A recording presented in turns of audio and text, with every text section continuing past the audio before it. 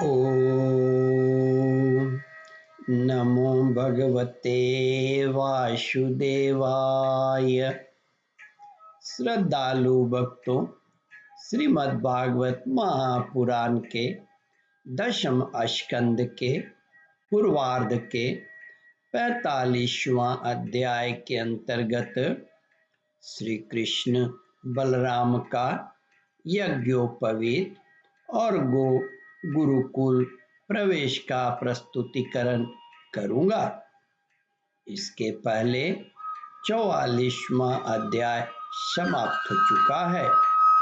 जहां तक आप कथा श्रवण कर चुके हैं उसके आगे का प्रस्तुतिकरण करता हूं।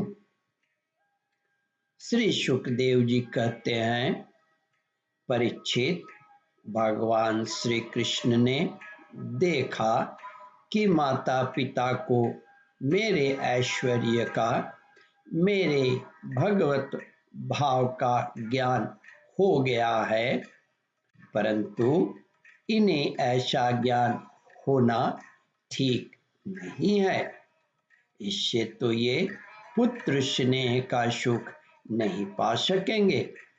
ऐसा सोचकर उन्होंने अपनी वह योग माया फैला दी जो उनके स्वजनों को मुग्ध रखकर उनकी लीला में सहायक होती है। यदुवंश शिरोमणि भगवान श्री कृष्ण बड़े भाई बलराम जी के साथ अपने माँ बाप के पास जाकर आदर पूर्वक और विनय से झुककर मेरी अम्मा, मेरे पिताजी, इन शब्दों से उन्हें प्रसन्न करते हुए कहने लगे, पिताजी, माताजी, हम आपके पुत्र हैं और आप हमारे लिए सर्वदा उत्कंठित रहे हैं। फिर भी आप हमारे बाल्या, पौगड़ और किशोरावस्था का सुख हमसे नहीं पा सके। दुर्दैववश हम लोगों को आपके पास रहने का सौभाग्य ही नहीं मिला। इसी से बालकों को माता पिता के घर में रहकर जो लाड़ प्यार का सुख मिलता है वह हमें भी नहीं मिल सका, परंतु पिता और माता ही इस शरीर को जन्म देते हैं। तब कहीं जाकर यह शरीर धर्म, अर्थ, काम अथवा मोक्ष की प्राप्ति का साधन बनता है। यदि कोई मनुष्य 100 वर्ष तक जीकर माता और पिता की सेवा करता रहे तब भी वह उनके उपकार से ऋणी नहीं हो सकता। जो पुत्र सामर्थ्य रहते भी अपने माँ बाप की शरीर और धन से सेवा नहीं करता, उसके मरने पर यमदूत उसे उसके शरीर का मांस खिलाते हैं। जो पुरुष समर्थ होकर भी बूढ़े माता पिता, सती पत्नी, बालक, संतान, गुरु, ब्राह्मण और शरणागत का भरण पोषण नहीं करता, वह जीता हुआ भी मुर्दे के समान ही है। पिताजी, हमारे इतने दिन व्यर्थ ही बीत गए, क्योंकि कंस के भय से सदा उद्विग्न चित्त रहने के कारण हम आपकी सेवा करने में असमर्थ रहे। मेरी माँ और मेरे पिताजी, आप दोनों हमें क्षमा करें। हाय,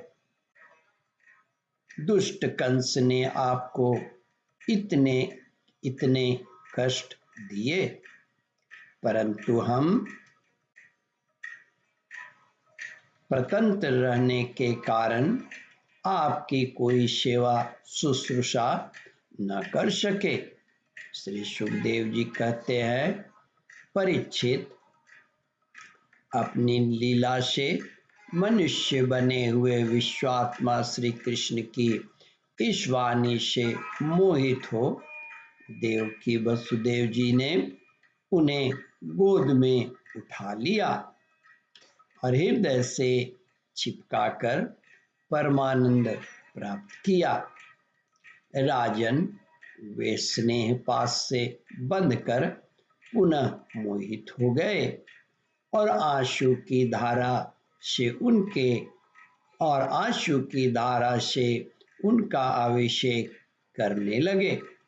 यहाँ तक कि आंसुओं के कारण गला रूंध जाने से वे कुछ बोल भी नहीं सके।